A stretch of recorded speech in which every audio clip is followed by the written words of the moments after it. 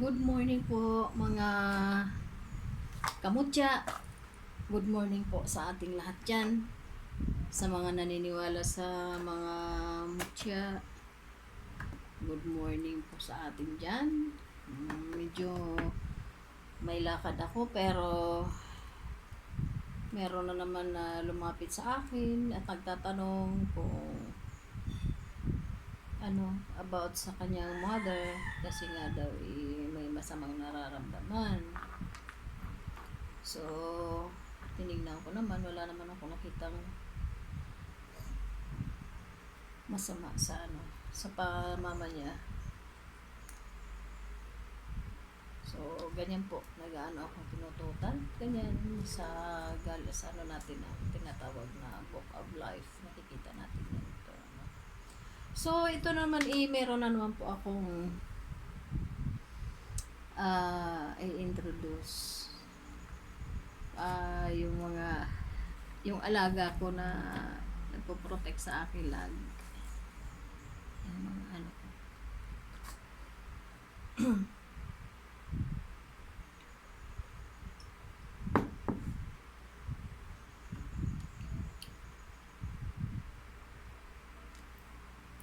ito po yung ito yung maganda din po ito. Yung brain.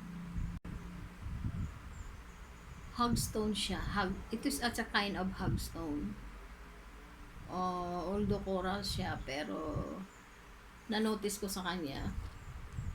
Ang na-notice ko sa kanya ay pag nasilip ako sa kanyang butas, yan ganyan, sisilip ko, may tiniting na binabasa ako. Ako yung nagtaka, nakasalamin nga ako.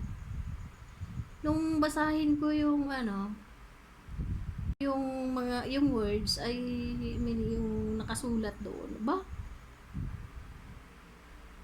Clear na clear.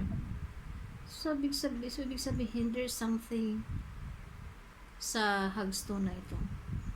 Dito ko po nakita na ang hugstone pala, marami siyang dahil protection siya, tapos yung iba nga ginagamit daw ito sa yung tawag doon, yung mga mangkukulam or mga witchcraft, something na gawa ng ng gawain ng mga mangkukulam. Pero hindi naman ako mangkukulam, kundi kinolek ko lang po ito kasi so very interesting, kasi ang ganda, gusto ko siya kasi itsura niya para siyang brain.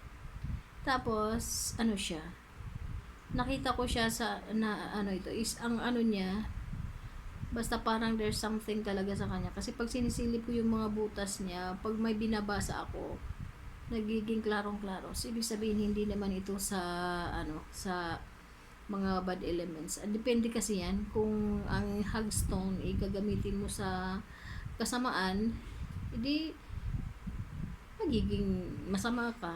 Pero kung ang isang mutya, kung gagamitin mo sa kabutihan or ibig sabihin gagamitin mo ng pang personal lang, wala namang masama doon, kasi magwo-work lang ang isang mutya according kung ano ang hangarin mo, ano ang nasa isip mo. Ngayon, kung gusto mo magkaroon ng mutya for personal protection or something na makatulong sa kapwa para sa kabutihan, ang niyan, papasok dyan na energies pangkabutihan. Ngayon, kung masama naman ang hangarin mo, naturalmente papasok dyan yung bad. Pero ito kasi ako nga masyadong relihiyoso at ako po napaka prayerful na tao. So, ibig sabihin, good elements ang nandiyan sa loob. Maganda talaga siya. Kasi ang brain, ang na ito, hugstone na ito, ang itsura niya parang brain. Ibig sabihin, iniisip mo palang isip ko na. Ibig sabihin, kung mayroon kang iniisip na masama sa akin, nararamdaman ko na yun. Yung mga bad na mga na mga tao na parang alam ko na kung ano mo, parang something like that, na para ka rin nagkaroon ng yung third eye. Ganito ang function niya kasi para siyang brain. Alam niyo naman kung ano ang brain. So, ibig sabihin, kung ang brain mo ay matalino ka, di magiging matalino dun ito. So, kung ang brain mo ay bad ka, hindi natural, magiging bad din ito. So, ito nga ibig sabihin, ako naman ibig sabihin, relihiyoso, natural, din siya, loving, ay siya sa akin. Basta, maganda siya para sa akin. Tagusan talaga po siya. Ang dami niyang butas. Halos lahat butas-butas siya mga ganyan, tingnan mo naman. No? Puro siya, marami siyang, puro siya, tagus-tagusan yung niya, liwanag. Kahit ako saan nasilip, nakikita ko paano ba nakikita, diba? Basta yan, butas-butas yan. Maganda po yan. Kasi hindi naman, ang nakagandahan kasi dito, yung mga butas-butas niya hindi normal. Ibig sabihin, binutas lang siya ng kalikasan for a long years.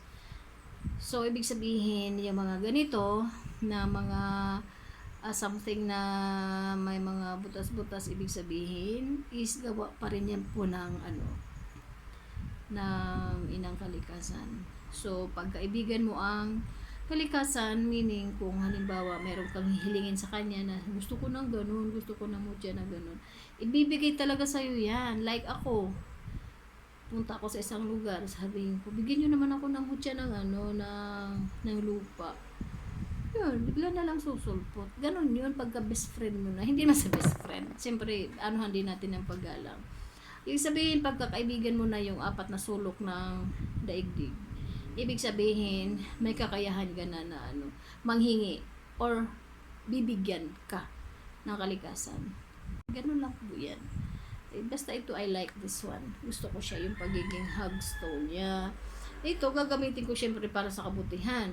Pero kung gagamitin sa kasamaan, pwedeng gawin yan ng mga taong masasama. Pero ako, hindi, syempre.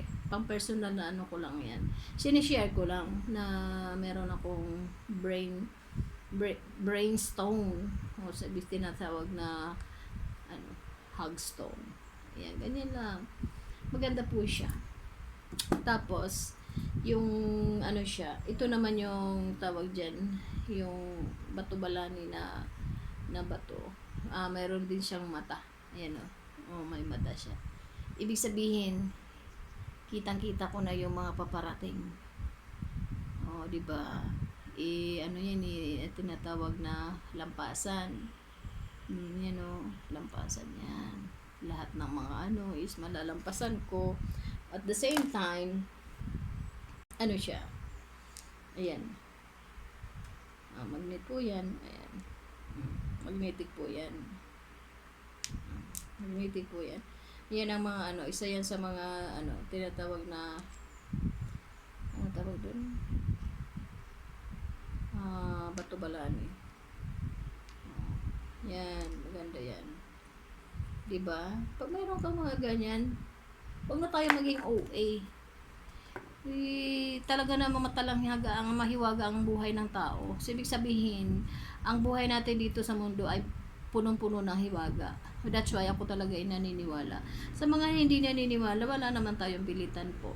Ako naman sa mahilig lang. Ganun kasi ako pag halimbawa, napunta ako sa isang lugar, sa isang mga something na hotel, o mga mamahaling hotel, yung kung saan, kukuha ko niya na maliit na lupa, so kinukulik ko yan. Ganyan lang kasi mag-isip, kasi gano'n lang kasi ako yung, mahilig kasi ako magkulik ng mga kinukulik ko yung mga, something mga like this, na, yung mga bato na mga, tawag dyan, something na, anong tawag dun? Merong kakaibang vibes ba? Yung ganun ako. So, hanggang dito na lang po kasi po ako papaayos ko pa yung sasakyan ko. Yun lang po, nag-share lang po ako. Ganun lang. Thank you so much po sa nanonood sa aking vlog ngayong umaga. Thank you so much. Pagpalain po tayo ng pong may kapal. Manatili ang tawag dyan. kaligtasan. Thank you and good morning.